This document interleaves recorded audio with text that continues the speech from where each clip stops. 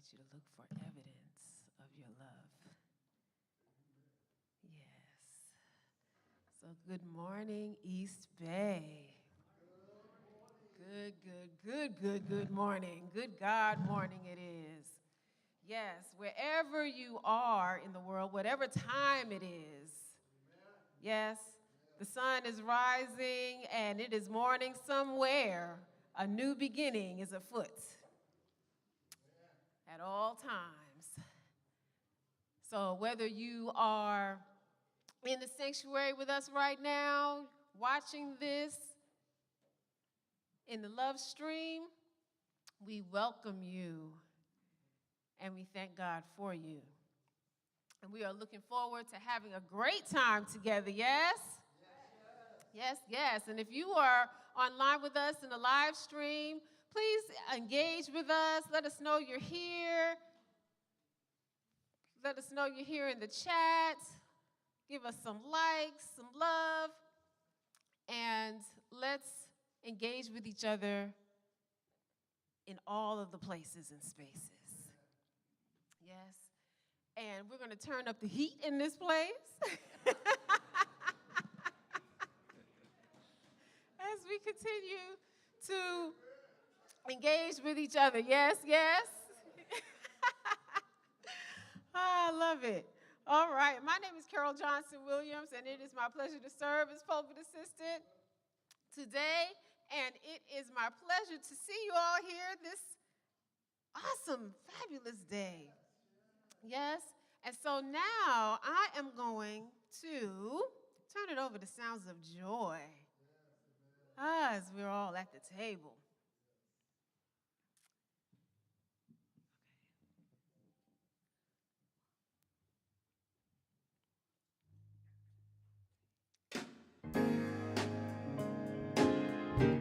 Good morning, East Bay. Welcome you at the table that is set before you for your abundance and prosperity.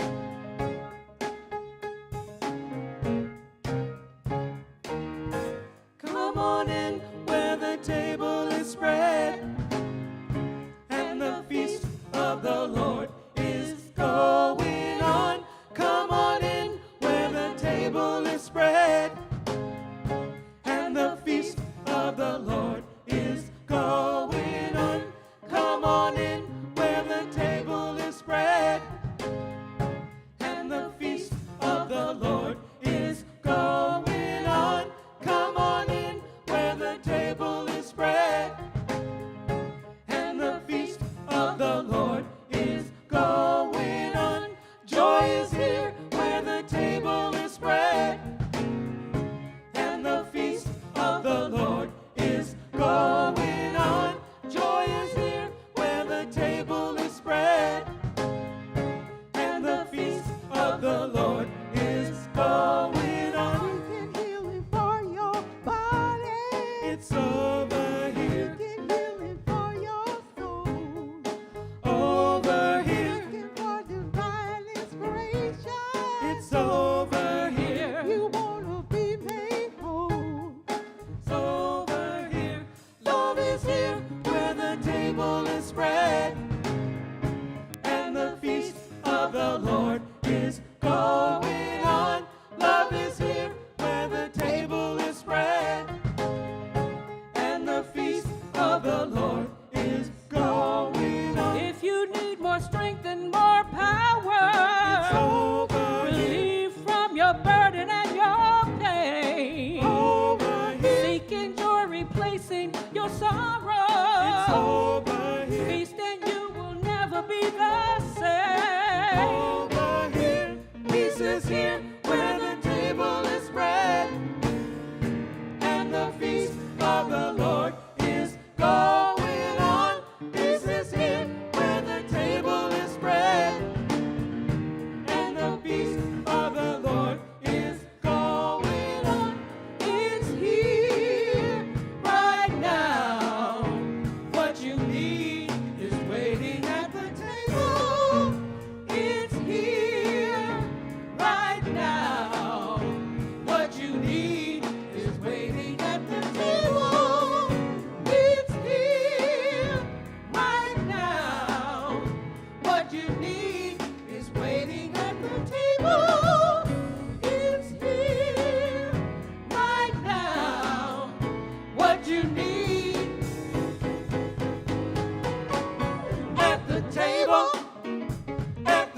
table, at the table, at the table, it's here. At the table, at the table, at the table, at the table, it's here. At the table, At the table. at the table, At the table. at the table, it's here. At the table, There is joy. at the table, There is peace. at the table, And much love. at the table, it's here. At the table, At the table. at the table, Set before you. at the table, At the table. at the table, it's here. At the table, At the table. at the table, At the table. at the table, At the table. at the table, it's here. Thank you. Yes. At the table. The table is already spread. The vision is already laid out. And we are walking and living and moving and fellowshipping and eating together at this table that is already overflowing with all of the goodness of life. How good it is to have a place to come to and be reminded and be the reminder of all of this goodness that overflows, that we get to partake in and share and go out and share with others, that they may go out and share with others. We all feed each other at this table. And we know that the one life is already feeding us. For there is only one power, one holy divine presence, called by many names. It is the greater than the sum total of its own creation.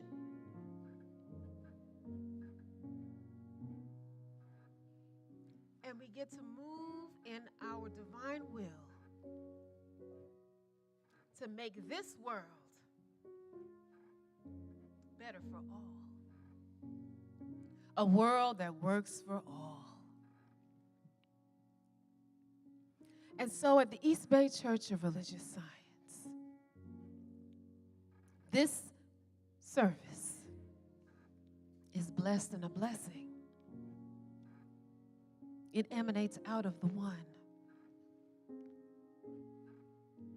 And in recognition of the table already being laid out before us, we invite all to the table. Regardless of circumstances, regardless of what it looks like, regardless of how we show up, we love that we show up. And we love that the ministers show up. The board of trustees shows up. The music ministry, the AV ministry, the ushers, the youth and the families, the practitioners, all praying and knowing we're invited to the table. The members, the congregants, the love streamers invited to the table. And there's more than enough for all. There is more than enough. There's no hunger that this table cannot meet and exceed. But there is always more than enough. At this table, we operate in gratitude. Grace is activated at this table. And we grow together at this table.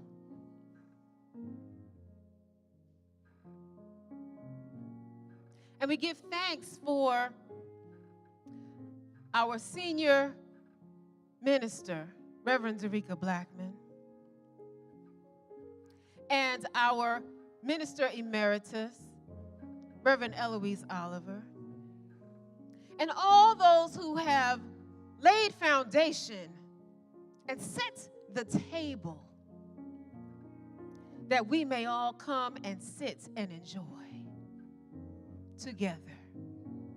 So for this and so much more, for those who have come and those who are yet to come,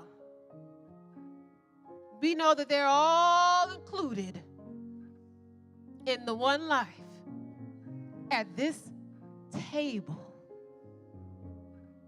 And we let it be, and we enjoy it as so. As we declare Ashe, Amen, Amin, Aho, and so it is.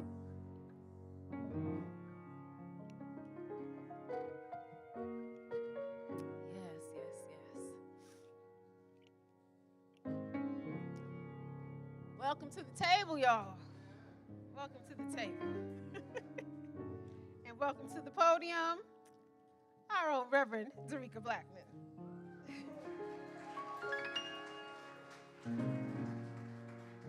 Thank you so much, Carol. That's that one mind, right? We got the great green going on. Oh, what a wonderful day. It is so good to see you, East Bay. As has been said, my name is Reverend Dereca Blackmon. I use she and they pronouns, and I am the senior minister here at the East Bay Church of Religious Science. I know, I'm still giddy about it. I hope that feeling lasts forever. I want to invite you to join me in something that Reverend E gave us that I've been reflecting on, and I mentioned this last week. It's such a powerful tool to set our consciousness, and it is this affirmation from Your Needs Met by Jack Addington, God is the only power in my life. So if you want to stand and feel it in your body, or you want to be seated wherever you are, let's just affirm this together, because I'm going to tell you, in the dark night of the soul, this will resonate. It will come up in your mind so powerfully. So we're going to bring it back and continue to say it. All right, together. God is the only power in my life. Nothing from without can touch the perfect life of God within me. No past experience has power over me. I am a perfect child of God, and nothing that anyone has ever done or said can interfere with my divine inheritance. Pause right there, pause right there. Go on back for me one time, Brett. Because Reverend E had us add something. And it's so important for us thinkers in religious science. And now we're going to say, and nothing that I have ever done or said can interfere with my divine inheritance. So you can just let go of that self-judgment. Okay, let's keep going with it. The power of God is greater than any circumstance in my life. The strength of God is mine to use. Turning away from all feelings of inadequacy, I discover that all that I need is within me right now. As I forgive the past, I find that I have nothing to atone for and nothing to run away from. Casting off the old me, I discover my true self. I take dominion in my life. Old habits have no power over me. Conditions have no power over me. Personalities have no power over me. I take dominion.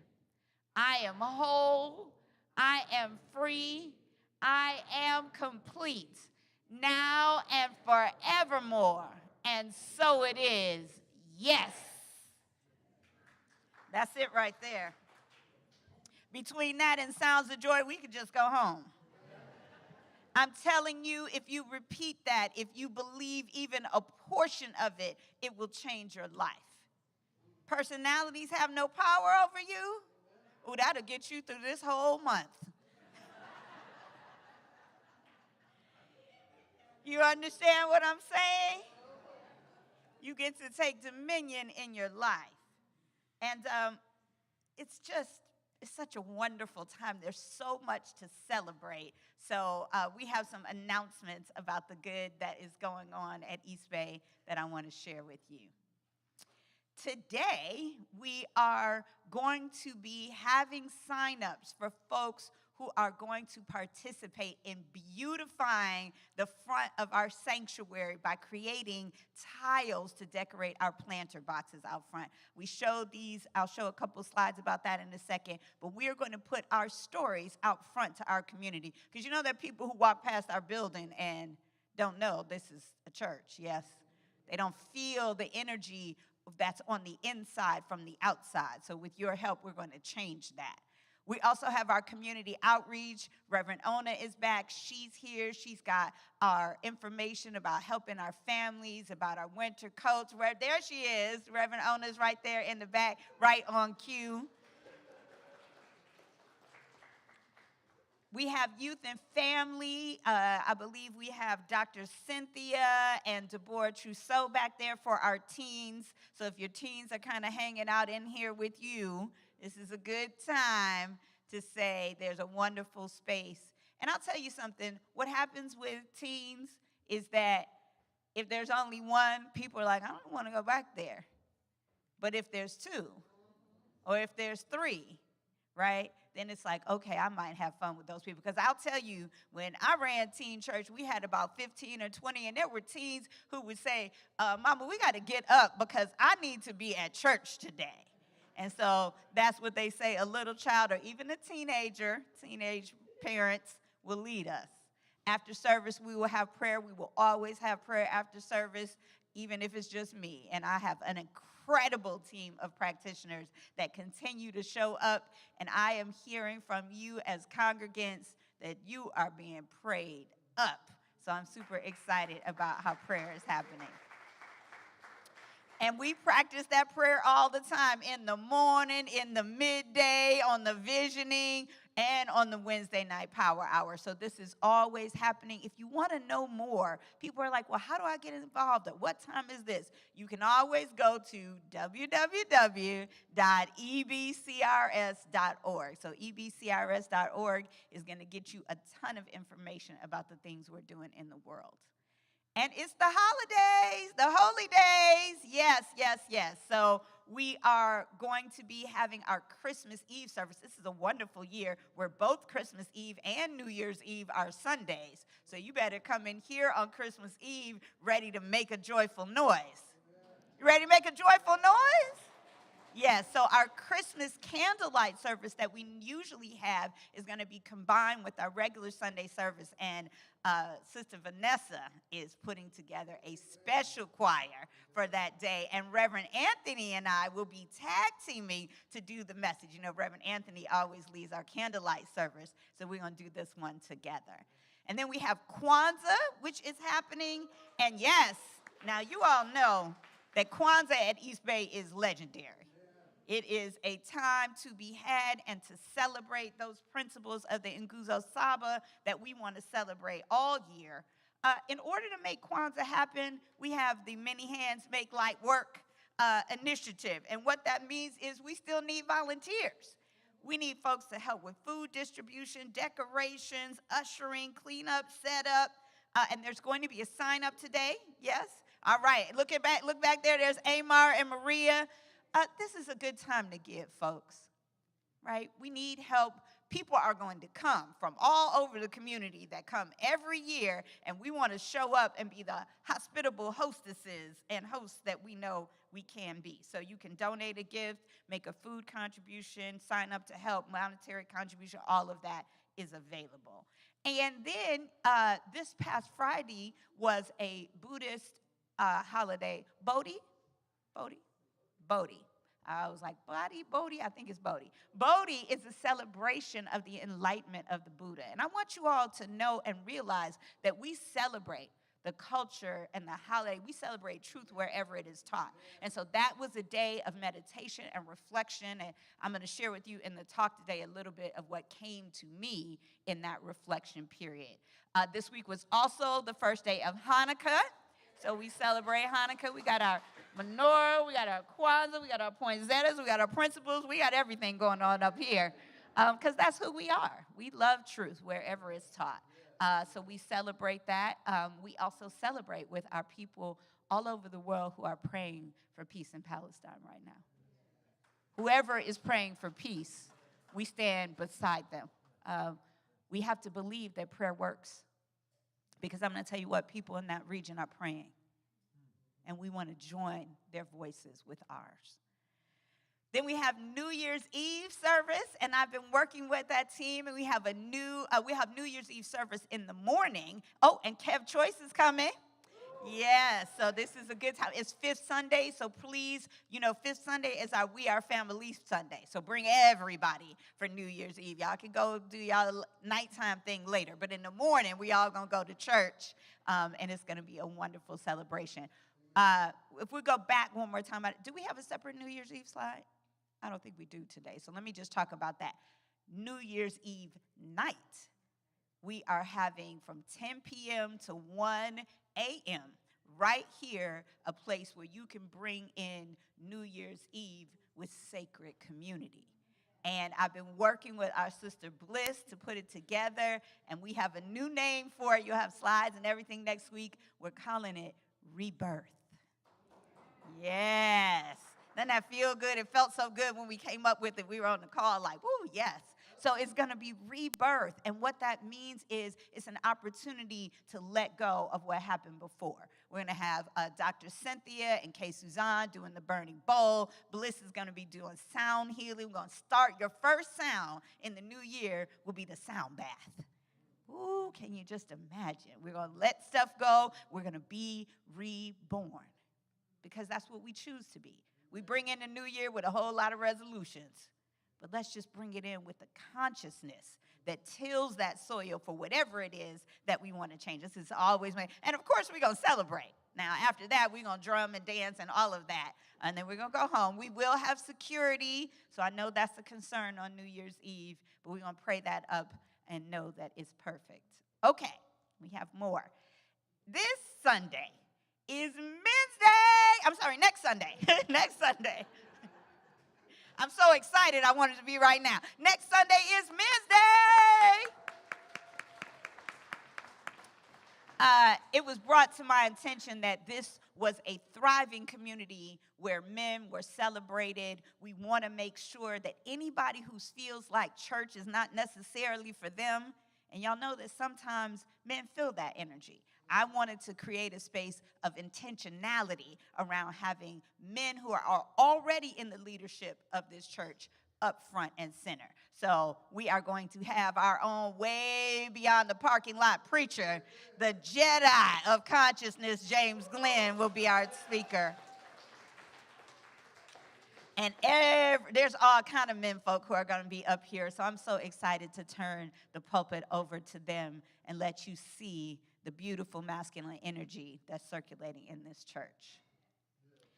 That being said, Reverend Anthony and I had a talk this week, and he said the men in the community, even though it's the 23rd and it's the holidays, still want to have the spiritual man session on the fourth Saturday of the month. So the 23rd will be a spiritual man session here at the church. I think we're going to be in the Reverend E building maybe, and we're going to have a potluck.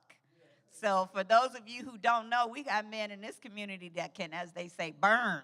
We got men that can burn. So you might want to send the brothers out here for the potluck for the spiritual man on the 23rd. Also, on the 17th and the 23rd, we're going to be building what I just talked to you about, the mosaic tiles for the planter boxes. We're so excited. We're going to be hosting Lauren Marshall and some of the artists from her organization with you, designing the tiles that will beautify our front. And so here's a couple of the renderings we showed from last time. This is just a sample. You're going to come up with what it looks like. And so that's what's happening on the 17th and the 23rd. Let's go back. The 17th is from 12:30 to 3:30, I believe. And then on the 23rd, go back one more slide. Yes, 12:30 to 2:30. See, this is why you need slides. On 12:30 to 2:30 on the 17th, which is right after service. And then on the 23rd, it's all day from 10 to 5:30. But just come. Come and show up, because I know a lot of y'all have been talking about you want the front to look better. So this is your chance to get involved. Okay, what else we got? Some of you know our beloved sister, Linda Jolivet, who you know from all kinds of work here, but especially many of you remember her work at the bookstore, and some of us just know her. Her daughter Shakira was one of my strong students in teen church, and she showed up here in our community consistently with her yoga studio, and Linda was always here, so you probably look at her picture and go, oh, I remember her if you didn't know her personally. So we're going to celebrate her life on the 16th from 10:30 to 1. So if you just want to show up and let Shakira know her family is here for her in this time of celebration of life of her beloved mother, Linda Jolivet. Okay, I think that's it. We've been talking about volunteerism here at the church in the last few months. I just want to say thank you. So many of you are showing up. Oh, there's Kelvin. Kelvin has been on my case like, okay, we got to have spiritual man. Kelvin's bringing a program, Pathways to Fatherhood, and he's the one that was like, okay, Reverend Dereca, we used to have these men's Sundays. But that's what's happening. Everywhere I look around the room, somebody is showing up. Jaleesa's showing up with the scholarship. I need more ushers and greeters. Richard is back there by himself today. So I see the twins are back, so we got to make sure we get y'all back. Don't y'all love those bright smiles? Don't y'all love those bright smiles when you come in? But seriously, it's not just them. They should be able to come and sit and be in service. Amen? So we need more folks because we have a lot of people who are here for the first time during this time. And we want support and having them feel welcome and greeted in our community. Yes? Yes. Okay. I think that's enough of me talking. It's time to have our musical inspiration back. So we have with us today the Sounds of Joy. That is Martha Mango, Terry Stanley, our own Sister Deborah Tisdale, who is the lead coordinator for this ensemble. We have Andrew Barnes-Jameson on piano, Martin Trousseau on drums, and Mwamba Blackmon on bass. This is the Sounds of Joy.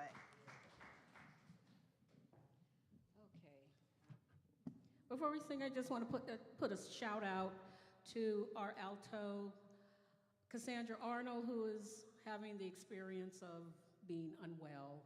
So she's not with us today, so we kind of dedicate this service to her, knowing that she's lifted up and that healing is going on for her.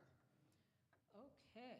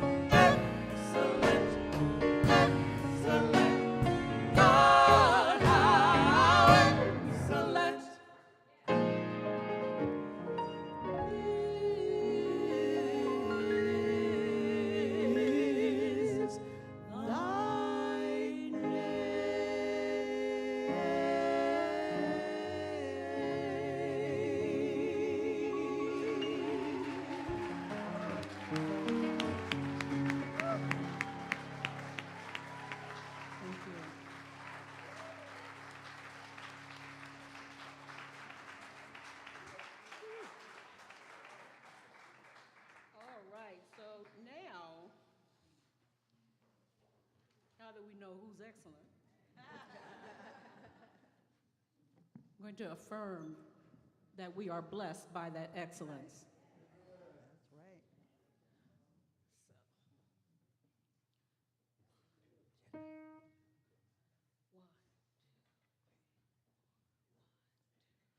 Everybody say blessed, blessed, blessed, blessed, blessed, blessed, blessed, blessed, blessed, blessed, blessed, blessed, blessed, yeah, yeah, blessed, blessed, blessed.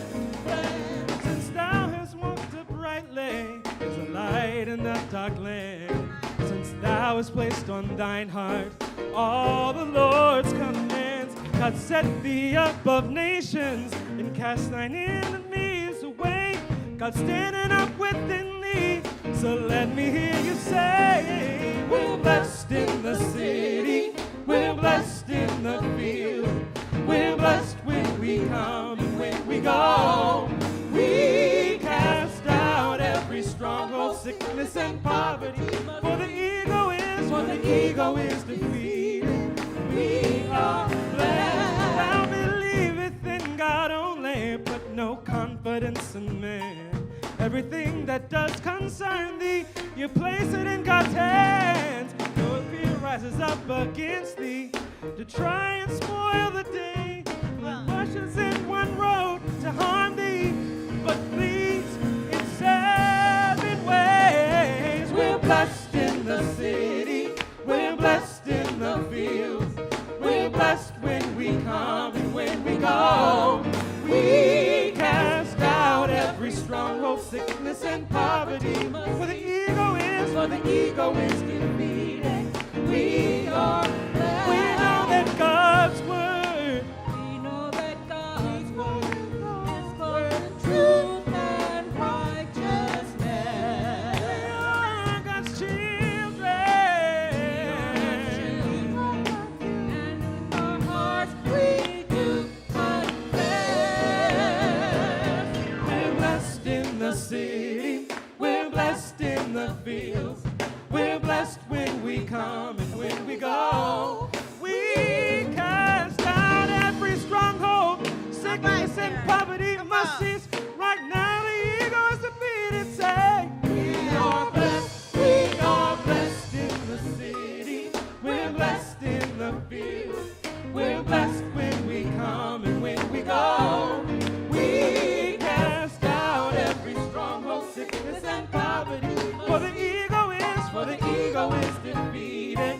We are blessed, we're blessed in the city, yeah, we're blessed in the field, we're blessed when we come and when we go. We cast out every stronghold, sickness and poverty, but the ego is defeated. Take it up, take it up, take it up, take it up. We're blessed in the city, we're blessed in the field, we're blessed when we come and when we go. We cast out every stronghold, sickness and poverty, for the ego is defeated. We are blessed. Everybody say blessed, blessed, blessed, blessed, blessed, blessed, blessed, yeah. Late in the midnight hour, God's gonna turn it around. It's gonna work in your favor. Yeah. Late in the midnight hour, God's gonna turn it around. It's gonna work in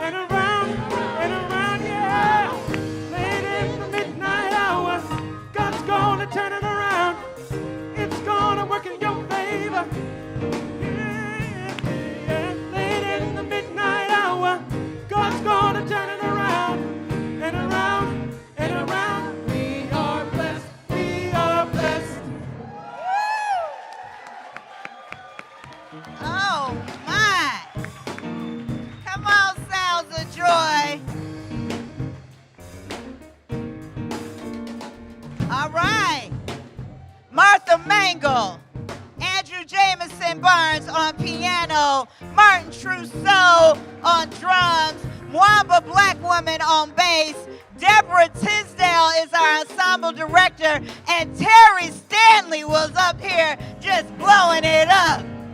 How many people feeling blessed today? Y'all feeling blessed? I mean, I don't know. Let me tell you, that just blessed my whole soul right there.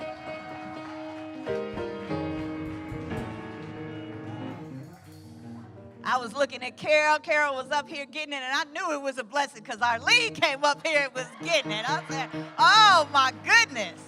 You got to be doing something special there. Oh, what a blessed day. I am so grateful. I just want to tell you, I better get the tissue because I already cried twice this morning. One, because I can testify to how excellent God is. Today is a day of testimony. And I just want to talk about how grateful I am. The second thing is, I'm going to tell you, every time I get up here, somebody walks in this room that makes me tear up. And so, y'all know who y'all are. I'm looking and I'm like, oh my goodness. And I'm grateful. I'm grateful for this community and for the folks who come, the folks who are coming back, the folks who are watching online. In fact, let's start with that testimony. So I don't know if some of you know, but JJ and the AV social media team have been working on some new technology that takes the talks and automatically puts them into these smaller tidbits. And they are amazing. That team, JJ, Precious, Shorts, thank you, I'm sorry. Look, the folks with the, social media savvy are like, no, we call them shorts. Okay, all right, so I have some shorts going on out there.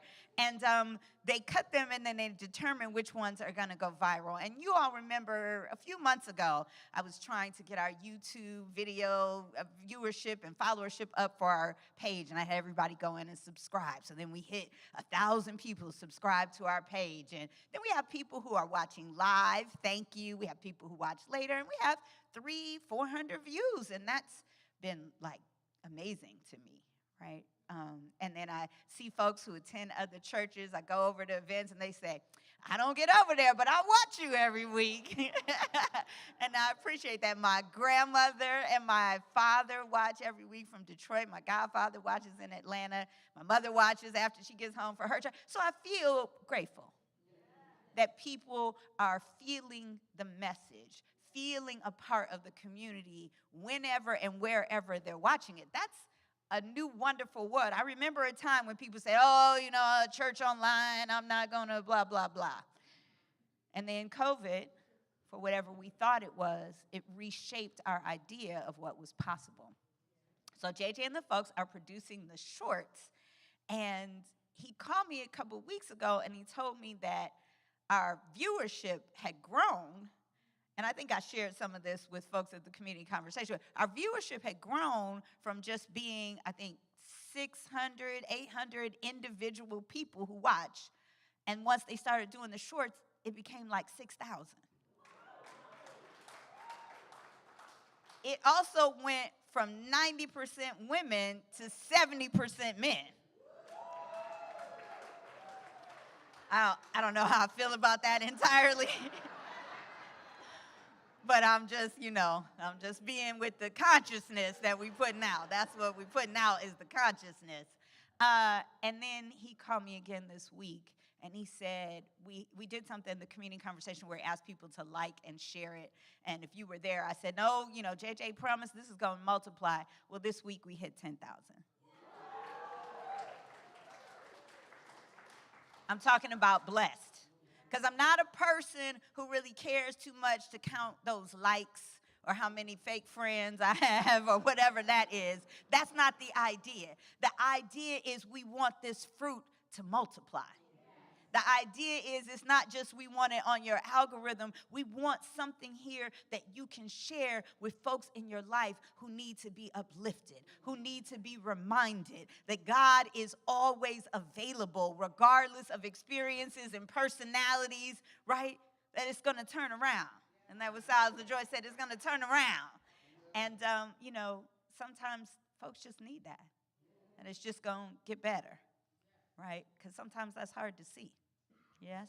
And so we want to be that light, right? Reverend Anthony has the Beacons of Light prison ministry. Well, not just Reverend Anthony, all the folks.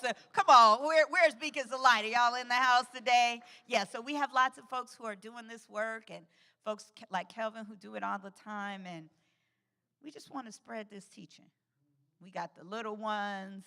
We got the folks who have been taken out of our society and locked away as though that is going to create some kind of change, which we know it never does, right? And we also know that we have hurt people who hurt people. That's the bad news. The good news is heal people, heal people. That's the good news. So don't worry about who's hurt and who's hurting. Worry about whether we can be a healing consciousness on this planet, because this planet needs some healing right now.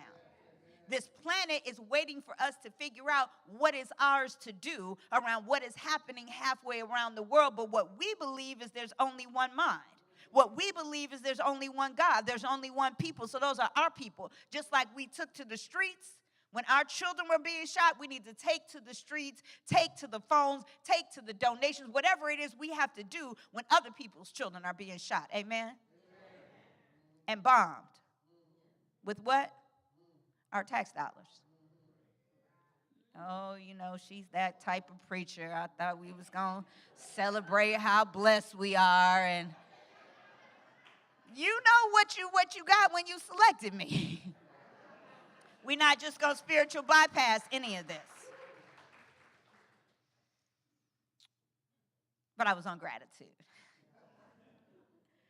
We had another amazing thing happen that I shared at the community conversation last week, and another, tearful moment for me.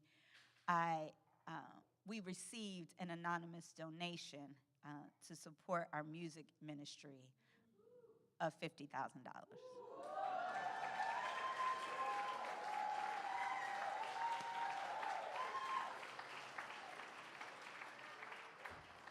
And as a result of that gift, we were able to create a music and choir director position, which we had interviews. We had a few candidates. We had our interviews. Our sister Vanessa helped us do the interviews. She was really clear with me, no, I'm not going to do every week. I love you, but I got my weeks. So she did the interviews, and we were able to offer the position of music and choir director to Reverend Queen Michelle Jordan.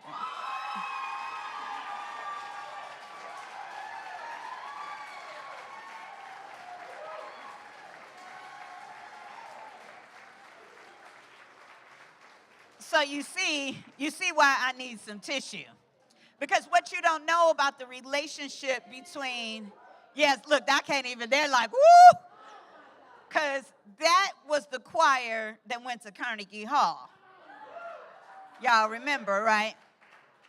That was, we love all the preaching, but that's how we had 3 services, because that choir was rocking in here.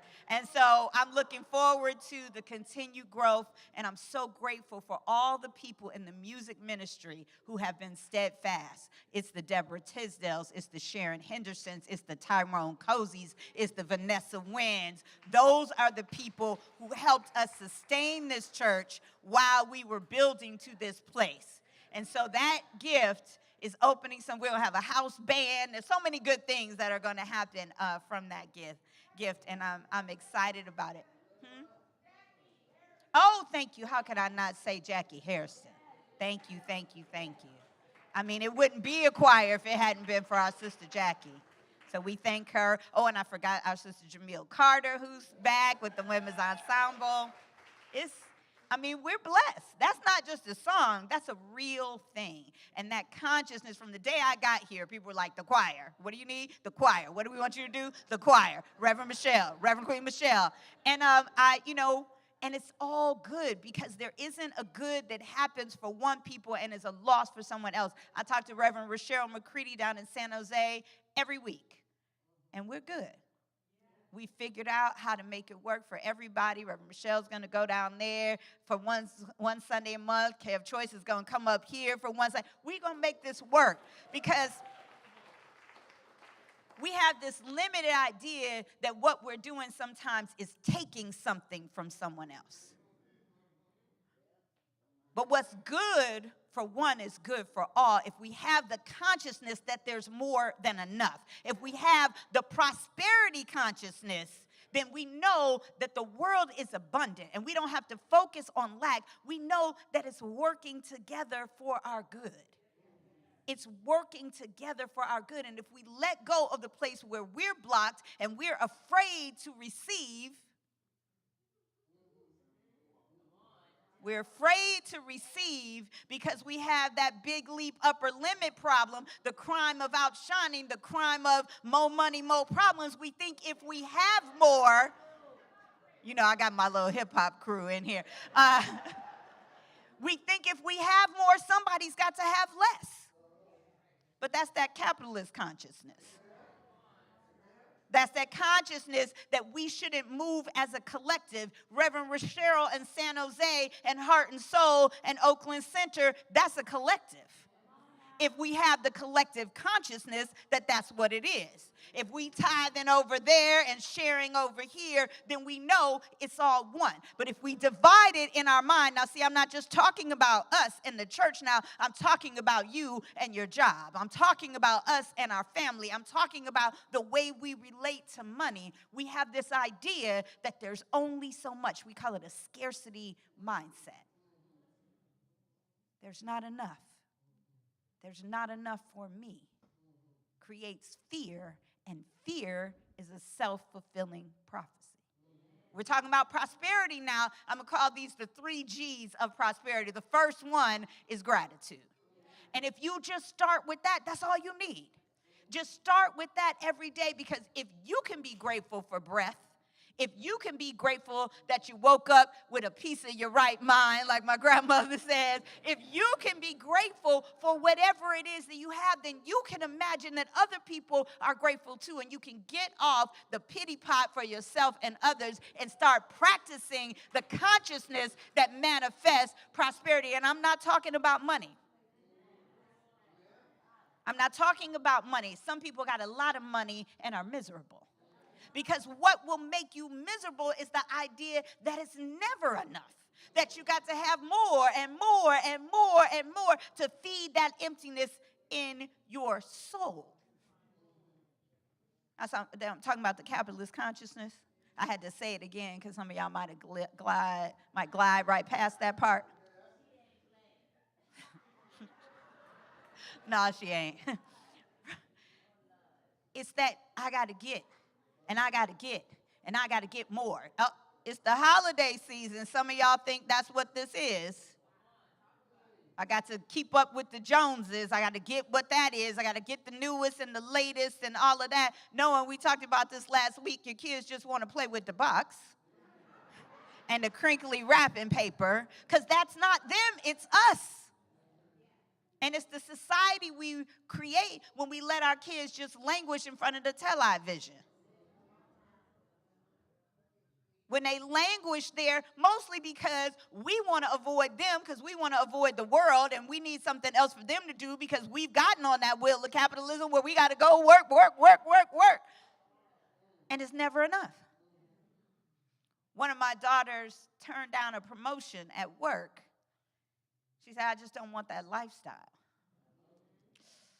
Now, you know me and her father were like, wait a minute. But this is the radical consciousness of this generation. You're not getting ready to work me to death. Because that's not joy. I don't need all of that in order to have joy. I can have more joy with less of that. That's radical. That's radical. Sister Mizan is here, and in our work, we were blessed and fortunate enough to take kids from Oakland to Ghana. And in that work, they would come back and report on their experiences. And what we heard over and over again is those folks have so much less in material things, but so much more in peace and joy. It's not how much, it's the consciousness. Now, how do we develop this consciousness? Well, first of all, we're going to practice gratitude. But the other thing is sometimes it just happens by grace. In this philosophy a lot, we like to do the power of positive thinking, and I'm going to say this, and I'm going to pray this, and I'm going to think this, and therefore it's all going to manifest. This I take dominion, sometimes it can be exhausting. I'm just going to tell you, sometimes taking dominion could be exhausting because you think what you're trying to do is have a drive through God where you come up, place your order, and then you get right here 5 seconds later, and it's all ready. That's not how consciousness works. It's not on our timeline. It's on our mental equivalent, our willingness to be able to receive. We've got to get the blocks, the kinks out of our holes that allows us just to be able to receive. That's what's happening. We have to change our thinking if we want our lives to change. We have to change the idea that we're not worthy. That's not going to work out for us. That it's good for somebody else, that somebody else can do it better, have more. We have to change that competitive mindset that's such a part of how Western culture teaches us to show up, right? When indigenous cultures have always been about the collective. And now we have this me, I, my. But see, what you know, if you've ever been through something, is that grace is just given freely to any and everybody. Sometimes we get mad. How come they get a blessing when I don't think they're a good person? That's the prodigal son piece, right? You're so busy trying to judge somebody else's good that you're blocking your own blessing. Because grace shines on the just and the unjust. And we might not like that, but I promise you, you'll like it when you're the unjust. Oh, we got some perfect people in here? Never made a mistake? Never needed grace? I'm going to tell you, in being in a leadership role, I've had several moments where I had the opportunity to experience firsthand what grace can do. So when I first came to Stanford University, I was, as I always am, at a new job, all bright-eyed and bushy-tailed, and I'm going to come here and I'm going to make change. I worked on behalf of first-generation and or low-income students. But I also had the job of running the diversity office. And so I went out everywhere on that campus, every academic department, every community organization, the faculties, and everywhere I could, and offered training on how to practice equity and inclusion. And I was busy. I mean to tell you, I was working. I was running across that campus, talking to anybody who would listen to me. And one of my colleagues pulled me aside, and he said, "Why are you doing all of this?" Because, Stanford is a place for fat cats. You can just lay up in your office sometimes and wait and see who comes in the door. And if nobody comes, well, you can write the book you've been meaning to write, whatever that is, and still get your check. And I'm going to tell you, after having worked with young people in Deep East and West Oakland for a long time, I was like, ooh, this could feel good to me for a little while. But that's not who I came here to be. That's not who I came here to be. So I'm out here running, doing all kind of things on campus, and somebody asked me why, and I said, because of the need. Because the things that I am doing for these students who are first generation and feel like they don't belong here, they matter.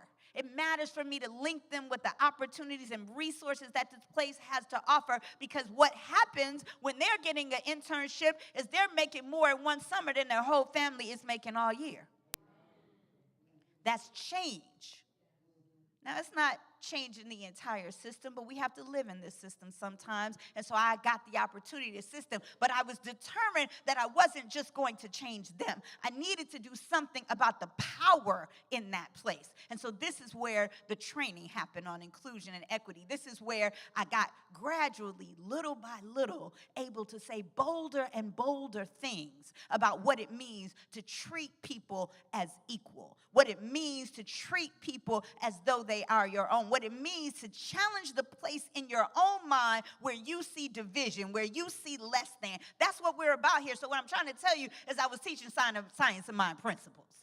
Do you understand? I was letting people know that this idea that you hold in your consciousness that you are better than anybody else, even in your subconsciousness, even in your implicit consciousness, that thing right there is hurting you.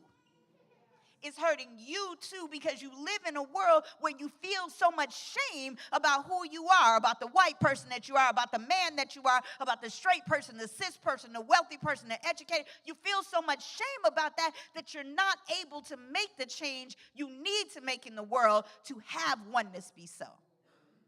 Do you understand what I'm saying? If you get caught up and I feel so bad about the privilege that I have, then you don't take the steps that you need to take. And so I went there and I held folks' hand. And I'll tell you that people called me out and they said I was a sellout and blah, blah, blah, because I was working with the white folks. But what I was creating in my experience was a ripple effect. Because I didn't just talk to the low-income folks about what was happening to them. I talked to the people with power about what was happening to them. And when I talked to the people with power in a way that they could see, this is my responsibility. I come from Detroit. I come from a low-income background, but I spoke that language, that Stanford language. I had that little piece of paper that allowed for people to say, oh, she might be one of us. So with that piece of paper came a responsibility to speak truth to power. And I'm going to tell you, I did it nicely. I made people like, y'all know I could bring the fire. But I have this theory that you cannot expect people to give you a paycheck to cuss them out. That's just not the way I've seen it work. So I call this the inside-outside game. That I got to have somebody on the outside protesting and somebody on the inside providing a new idea. So this is what we were in the business of doing. And there were times where I really did question myself. And I wondered, is this really making a difference? Because when we were in East Oakland and West Oakland working with sexually exploited minors and teaching black folks to love themselves and to read and to be community with each other, that felt like meaning. And so here I was doing this work, wondering, is it ever really going to make a difference? And so I left Stanford, much to the shock and horror of a lot of people. I mean, I had mentors calling me, saying, well, you know, working at Stanford is one thing, and saying you used to work at Stanford is something else. Don't you quit that good job.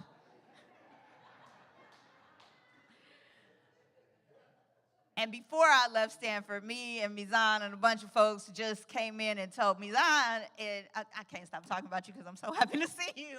Mommy Mizan and Spirit Works do this amazing piece that looks at the history of our oppression, but not just our oppression, our brilliance as folks. And they take people through this experience, looking at the ma'afa, looking at the trajectory of who we are. And I brought it. I asked them to come and bring it to Stanford. So we had the president of Stanford University walking through there and looking at some of the atrocities that happened to our people and the resilience and brilliance of who we are. And they paid them to do it. Not enough, but it was good. And so I knew I was doing the right thing, but it did not seem like enough. So I left Stanford. I said, I can't sit here and just sit. That's just not who I am. And so I left, and I decided I was going to take this show on the road and take some time to travel the world and think about what my next move was. Well, that was January 9th, 2020. Not the best time to quit your job and travel the world. And so then I had the fear.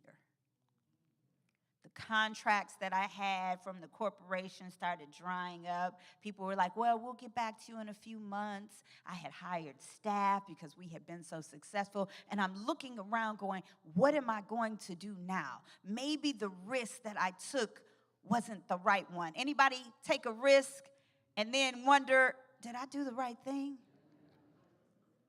Because the money wasn't showing up in the way that I had calculated that it might. I took what I thought was a calculated risk.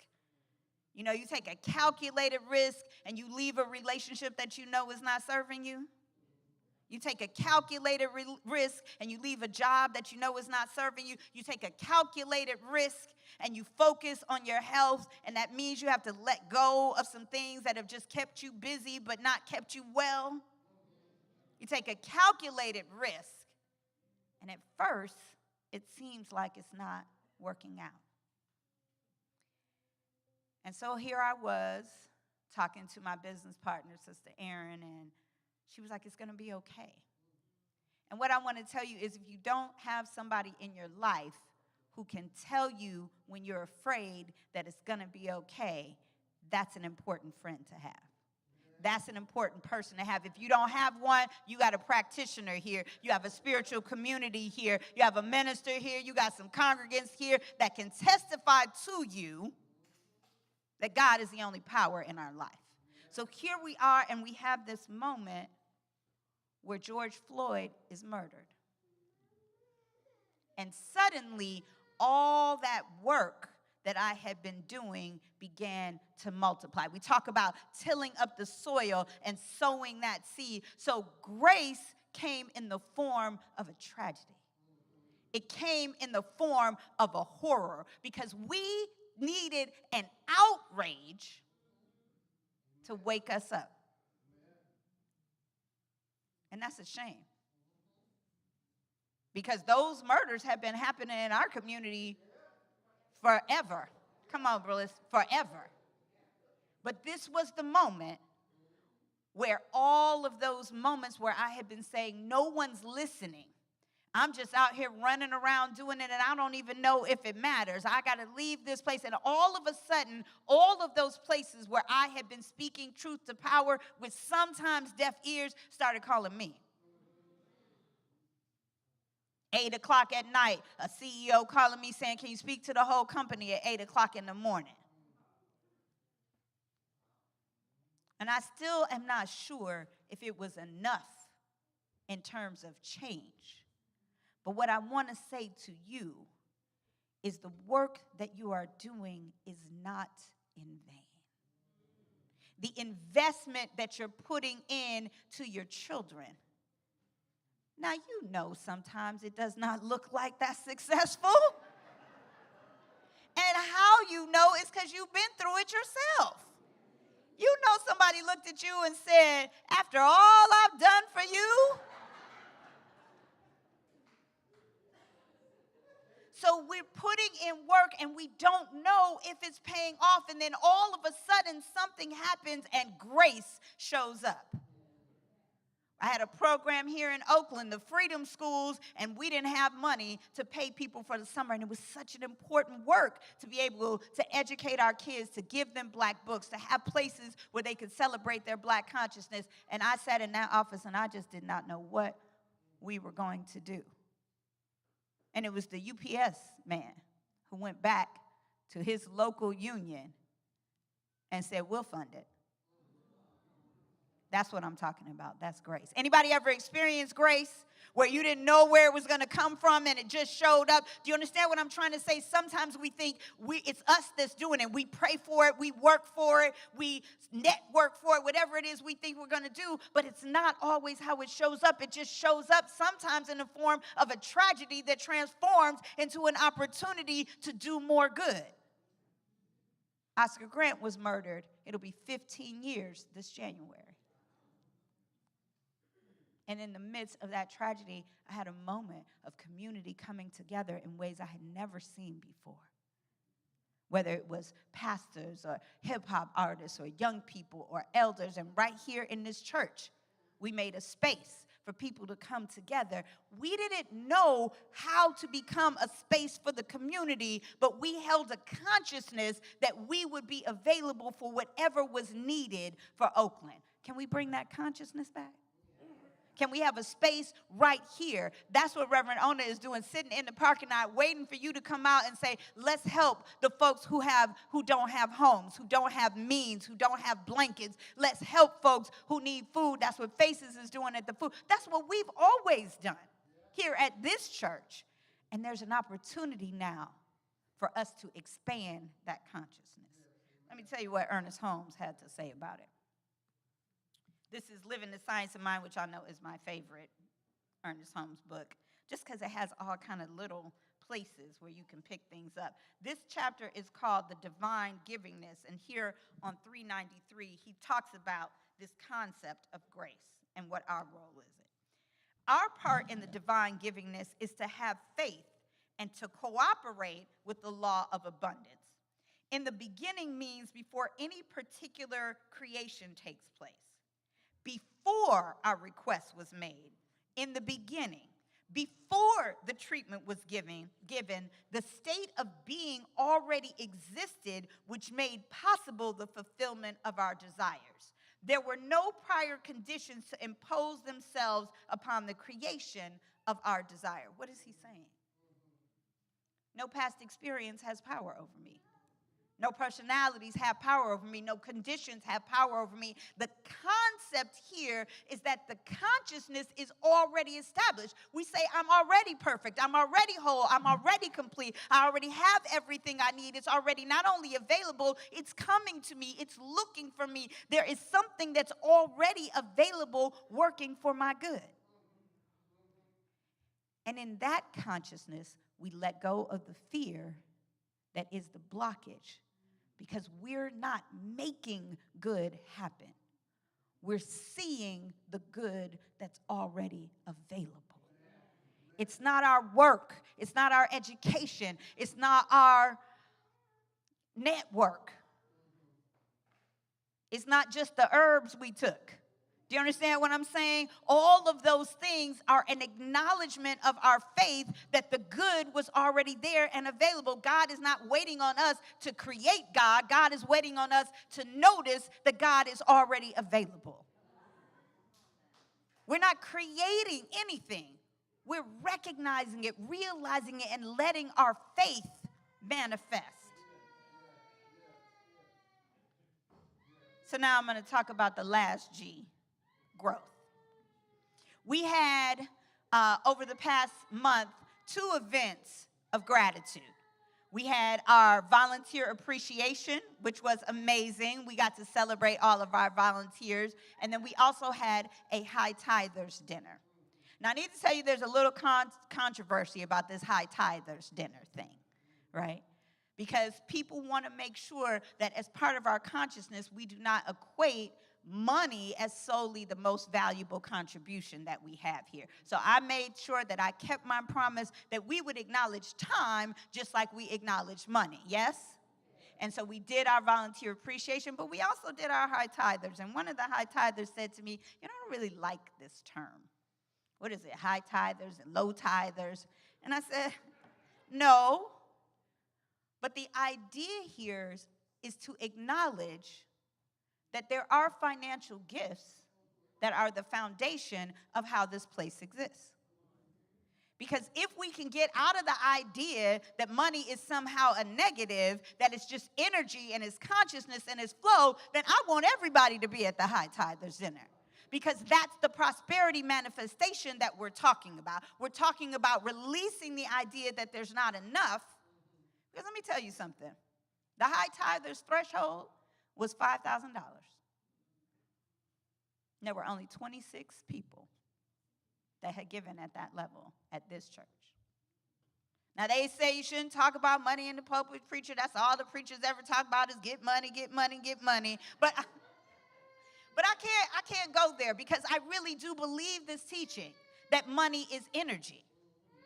And so in this consciousness, in this energy, there is an opportunity for each of us to test, to try, and see what happens when we let go of the idea that we don't have enough. So I've been praying about this a little bit because it's awkward. It's awkward to talk about this. And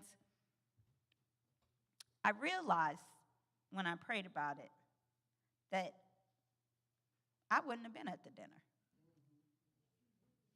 Uh-oh. Wait a minute, I did the calculations and I was like, because I give what I think is a good amount. I feel good about it, right? But when I did the math and I added it up, I was like, oh, it was 3,000. And that feels good. I'm not judging anybody and whatever they give. That's not the point. The point is I had to search myself around this concept of tithing and the idea of 10%. And I started looking at my income and asking myself the question, am I grateful for the place that I'm spiritually fed? And the answer to that is absolutely. I get up here every week and tell you how grateful I am because that's true. And then I thought about growth. Because if y'all know anything about me, I'm always pushing myself to grow. I don't want to tell you anything that isn't something that I practice. So I decided that I would look at not only my EASTBAY salary, but my company, the income that I get from my company. And today I am going to give a gift of $10,000 to this community.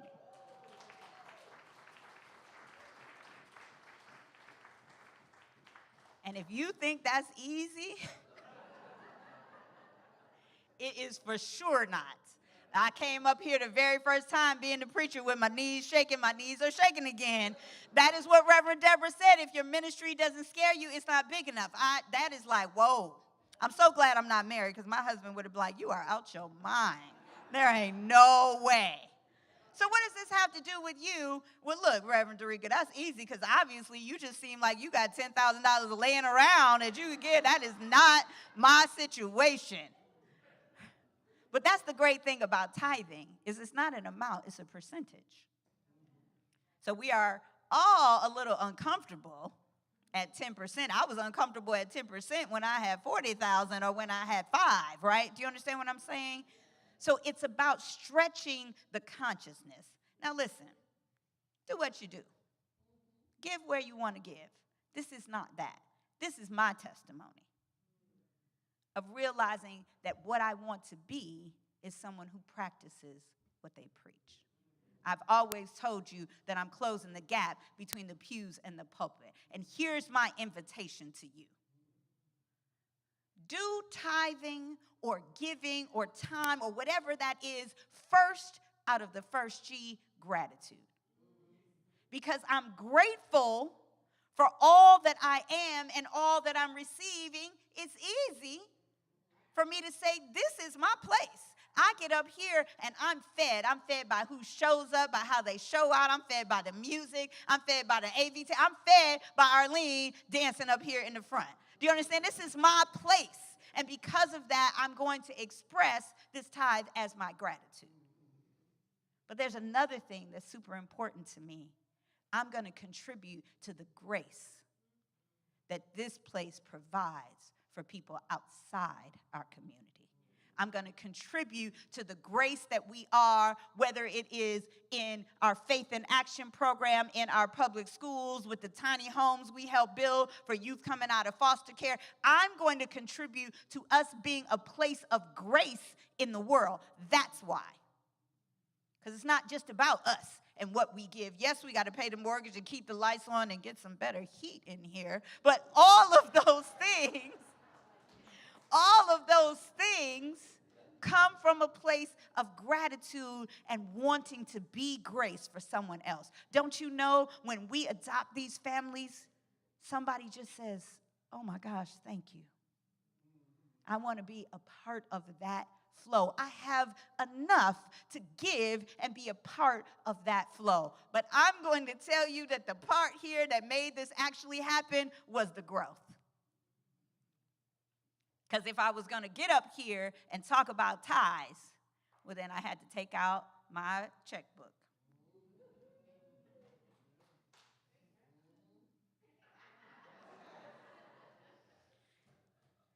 It's not about you.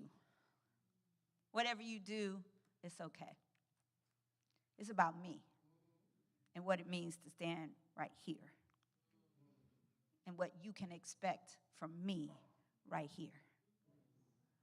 It's about my faith in this principle, because what I've been taught is pressed down, running over. That's the receipt. I was talking to my mother the other day, and she said she had spent a lot of her life looking at the scripture that says your later days will be greater.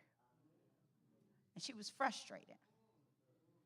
She said, "What is this the greater days? I don't have the partner I thought I would have. I don't have the money that I thought I would have. I don't live in the place I thought I would have. This is God's promise to me. My later days will be greater." And she told me, I took her to see the Whispers and the Dramatics on Friday. Such a good time. And she told me at dinner, she said, "I didn't understand that it was later days will be greater in God." That was going to be the relationship that would change her consciousness, change her attitude, change her life. The later days greater in God. That's what I'm about. I want to be deeply connected to my faith in every way possible. I want to express my gratitude. I want to provide grace. I want to grow in this philosophy because I believe it's unlimited. And so let's just test it out and see. I'm going to come back to you and I'm going to say, okay, I gave this $10,000 and we're going to find out if I go broke. We're going to find out what will happen if I give at that level. What is going to happen, not just for me, but what's going to happen at EASTBAY. That's what I want to know. That's what I want to see. Reverend Anthony says, taste and see. Taste and see. That's my invitation to you. And whatever way you decide, wherever you decide to give, doesn't matter. It's be in the flow of this consciousness. Try it out. Let's see what happens. Amen.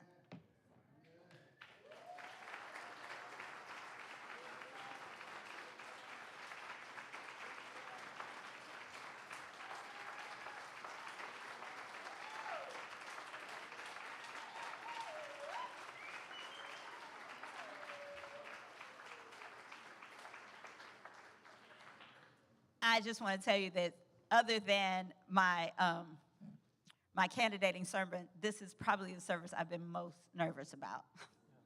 So I appreciate you and the warm reception, and we're going to work it out, y'all. Okay, come on, Brenda. Let's pray.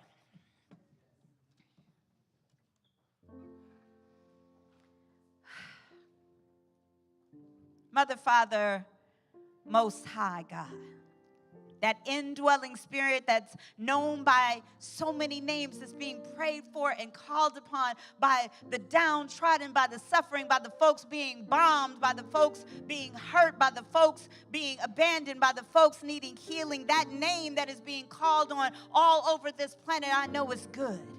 I know it's provided for. I know it's the unseen force that can change and does change and will change and is desiring to change everything in our lives.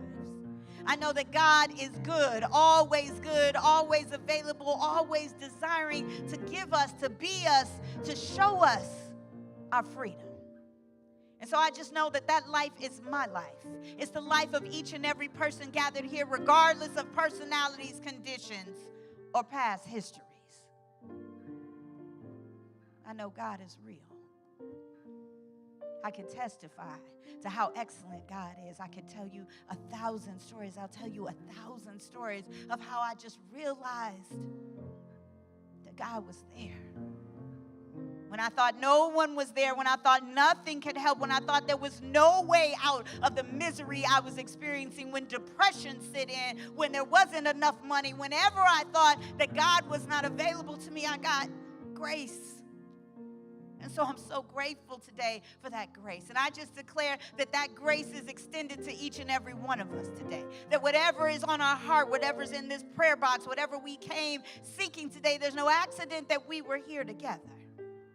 There's a message. It's not from me, it's from God. It's from the inner dwelling being. It's from the thing, the balm in Gilead, the one that wants to heal whatever is hurting our hearts. The one that wants to celebrate with us. Maybe it's nothing healing or hurting our hearts. Maybe we're just grateful and we want to just shout about how excellent it is. We want to talk about how blessed we are because we know we don't have to be afraid of our prosperity, of our gifts, of our goodness. We don't have to we don't have to hide our light. We have to shine it so other people can see that God has made a way out of no way. We get to testify. And I'm thankful for my testimony, for every single one of them. I'm thankful for the places where it didn't look so good. Because now I know that unseen substance, it was always there. That it was always waiting on me just to get the log out of my own eye. Just to get the doubts out of my own consciousness. Just to get out of my own way. And so there's an opportunity for you to get out of your way today. Get out of the limited thinking that somebody told you about what you were able to do, about what your family is able to do, about what somebody from your neighborhood or who looks like you is able to do. If you can just let go of that, just give it to God right now, then I know, and I know that I know, that the prosperity that is way more than money coming here right now in this moment, because there's no time and space in God to bless us. So I'm just giving thanks for all these gifts, for the answers to these prayer requests. I'm giving thanks for you, because you may be the only Bible somebody reads this holiday season. You may be the only blessing someone has. So I'm grateful that you were here to carry this word. And then I do the most important thing I can. I recognize that I don't have to get it right. That I don't have to earn God, that I don't have to say all the right words. It wasn't the words I said anyway. We could have been done at the music. It was the Spirit moving in me. And that same Spirit is moving in you. There is no spot where God is not. There is nothing that God isn't already available for. So I'm just letting go, and I invite you to let go, to get our bloated nothingness out of the way and allow ourselves to have the blessing that is God's great desire to give us, the keys to the whole kingdom. So if you're willing to just taste and see, to have the faith of a mustard seed and let it move mountains in your life, I just invite you to anchor this truth in your consciousness by saying Ashe, Amen, and so it is.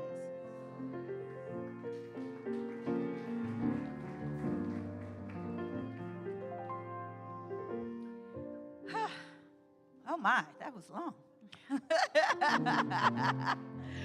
Oh, we're talking about gratitude and timing, and I asked our soon-to-be Reverend Arlene to come up and talk a little bit about tithing and her testimony as we move into gracious giving. Thank you all.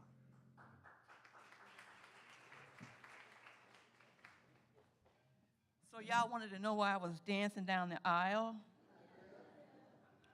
It says late in the midnight hour, God's going to turn around. It's going to work in your favor. So that's my testimony of tithing. I didn't have to have it beat over my head. It was a gift given to me through my grandparents and my mother, and it's been passed down through our generations. But what I know, when you give from a place of gratitude, you hold on to the faith that has been instilled in you, you have everything you need. So I teach this class called The 5 Gifts to an Abundant Life. And the first lesson we talk about is tithing. And I had 9 students in the class this past time, and I said, tithing is 10% of everything that comes to you. And it was like, I said, but if we're going to work this class, we're going to work this class, right?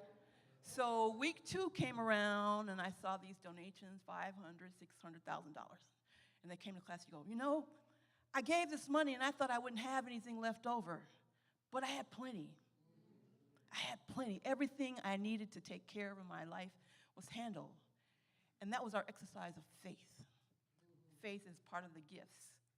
Faith in knowing that what you need, you always have. So I encourage you today, take a leap of faith. Get on this tithing journey, whatever percentage you choose. Whatever percentage, 1%, 10%, 20%, whatever works for you. But trust that within. Why are we here in this room today? Why are we here? There's something calling us forth. Prosperity, abundance, love, joy, whatever that is, take the leap of faith today. Give from your overflow because we're always overflowing. There's nothing that anyone in this room doesn't have that they already doesn't need that they already have. So I'm calling you forth. Take the leap of faith. Give from a place of gratitude and accept what the universe has to offer to you. Amen? Amen. So Reverend Dereca had her gift of a check. I brought one too. I didn't know what you were doing today. So I thought I would model, and we're going to have a great giving day today and going forward. So with that, I ask that you put our gratitude statement on the screen, and we repeat together. As I give thanks for the good now flowing into my life, I gladly share that good with others. The more I give, the more I receive, and so it is. So we're here from our music ministry as we rev up our energy of giving.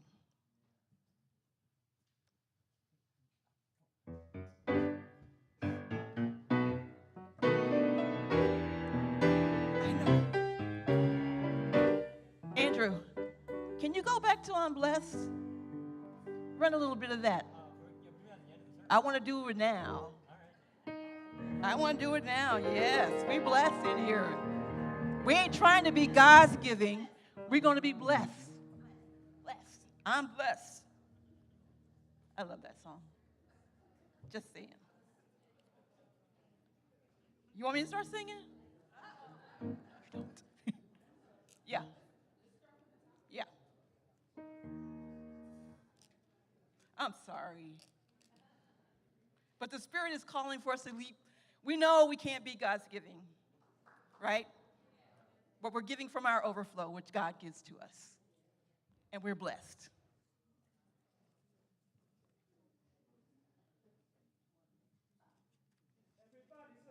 Yeah.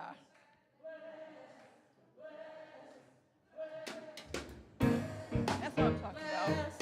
Blessed, blessed, blessed, blessed, blessed, blessed, blessed, blessed, blessed, blessed, blessed, blessed.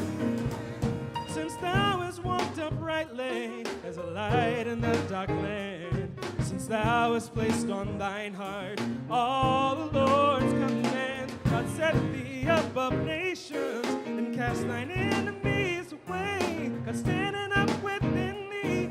So let me hear you say, we're blessed in the city, we're blessed in the field, we're blessed when we come and when we go. We cast out every stronghold, sickness and poverty. For the ego is defeated. We are blessed. Thou believest in God only, but no confidence in man. Everything that does concern thee, you place it in God's hands. Fear rises up against thee to try and spoil the day. It rushes in one road to harm thee, but please, 7 ways. We're blessed in the city, we're blessed in the field, we're blessed when we come and when we go. We cast out every stronghold, sickness and poverty. For the ego is defeated. We are blessed. God's word. We know that God's word is spoken truth and righteousness. We are God's children. And with our heart we do confess. We're blessed the field. Yeah, we're blessed when we come and when we go. We cast out every stronghold. Sickness and poverty must cease. Right now the eagle is defeated. Say, we are blessed. We are blessed in the city. Yeah, we're blessed in the field. We're blessed when we come and when we go. We cast out every stronghold, sickness and poverty. For the eagle is defeated. We are blessed. We're blessed in the city. We're blessed in the field. We're blessed when we come and when we go. We cast out every stronghold, sickness and poverty. For the eagle is defeated. Take it up, take it up, take it up, take it up. We're blessed in the city. We're blessed in the field. We're blessed when we come and when we go. We cast down every stronghold, sickness and poverty must cease. For the eagle is defeated. Yeah. Everybody say blessed, blessed, blessed, blessed, blessed, blessed. Yeah, yeah.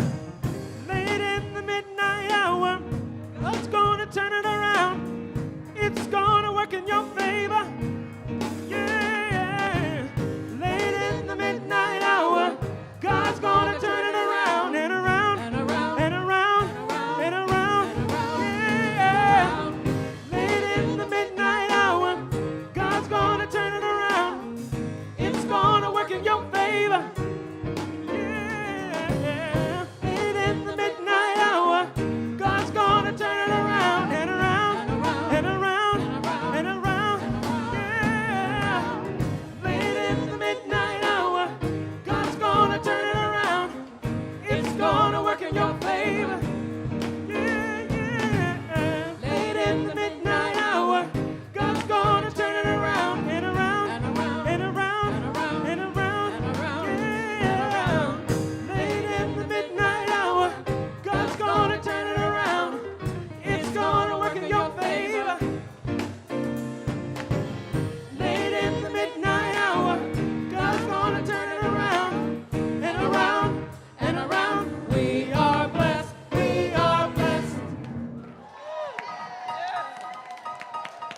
So let's just bless our gifts, knowing that they go forward, multiplying, giving thanks for the gift and the giver, and a spreading joy of prosperity in the world. And so it is.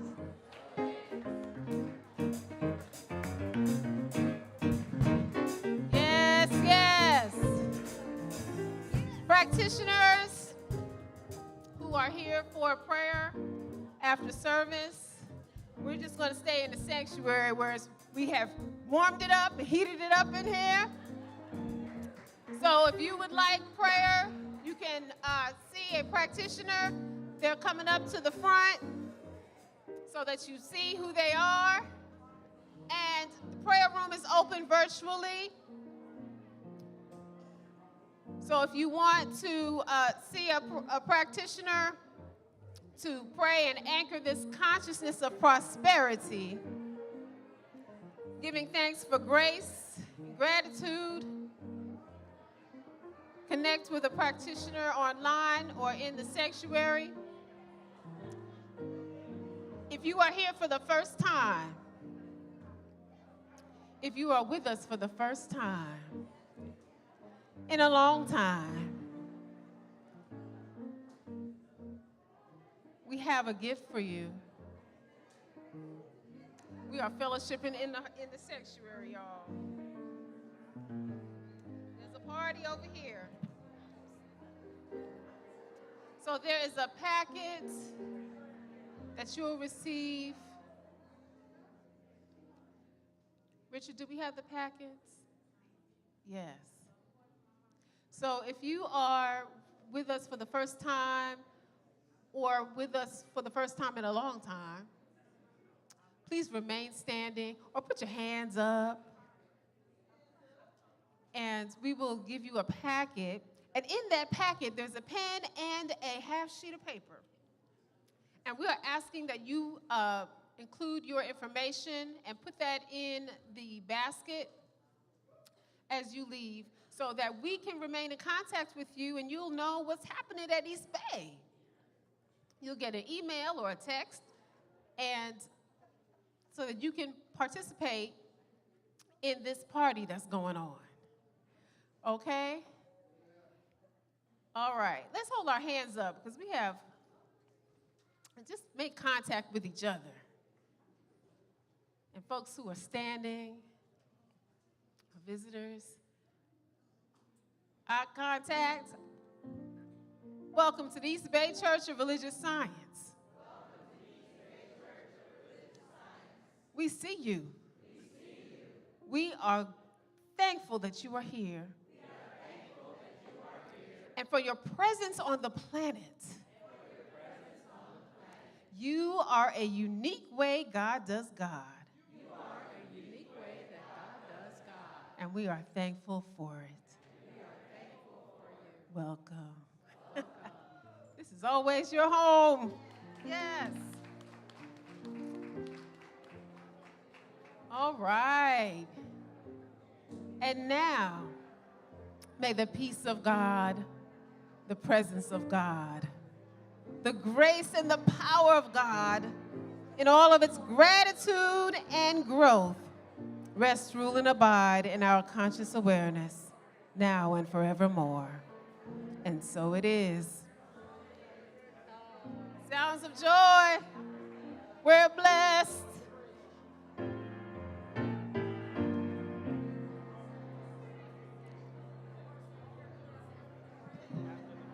And we'll see you outside at the tables. Reverend Ona, Kwanzaa, telling our stories through tile. Please sign up online.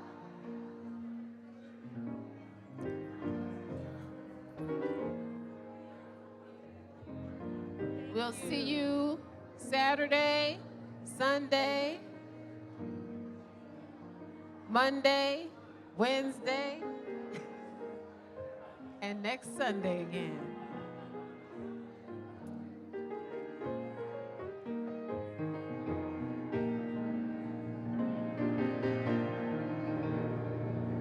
We're blessed in the city, we're blessed in the field, we're blessed when we come and when we go.